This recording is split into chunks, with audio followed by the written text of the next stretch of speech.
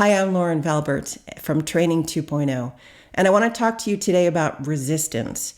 Now, resistance is a natural thing we developed in our evolution when we were monkeys in trees because it was fear-based and fear kept us safe. So we stayed in the areas that we knew and we avoided areas where we hadn't explored, where it was dangerous. It is the mental equivalent of those old maps from explorers that said, "Here be dragons" in certain sections, because we were warning each other that this area was not safe. So we have brought that into our modern life, even though we have explored now almost every spot on the planet. And the way that it expresses itself is when we're asked to learn something new, we can develop resistance. And that can look like insecurity, that can look like being a know-it-all, coming across as a know-it-all, or it can basically be a shut-off. You just shut off from trying to learn.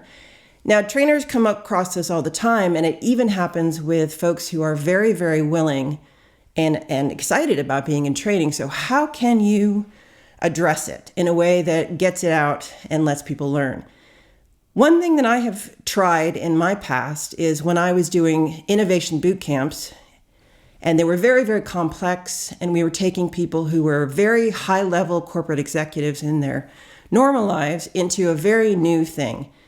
What I did was I started the whole boot camp with an exercise, which was, what is the worst thing that's going to happen? So we had a whiteboard, we had Post-its, and everybody had to speak out their fears. Everyone had to say, what is the absolute worst thing that's going to happen by doing this innovation? The company's not going to support it. My colleagues are not going to be happy that I'm off doing this innovation project.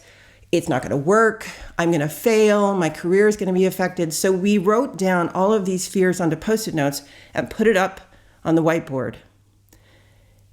The effect of speaking out their fears means that they were able to actually release it. And in a lot of cases, it meant they overcame it. And during the boot camp, sometimes it would still come up like, oh, I don't think that's going to work. I would point at the whiteboard and go, oh, remember we talked about that. That's already out there. So let's try it. I found that that worked very well to overcome some resistance. So if you think about it, speaking it out, allowing them to speak their fears is a really, really easy and can be fun way to overcome some resistance in your trainings. If you want to learn more, please check out my website. It's at www.training2.0.com. Thanks very much.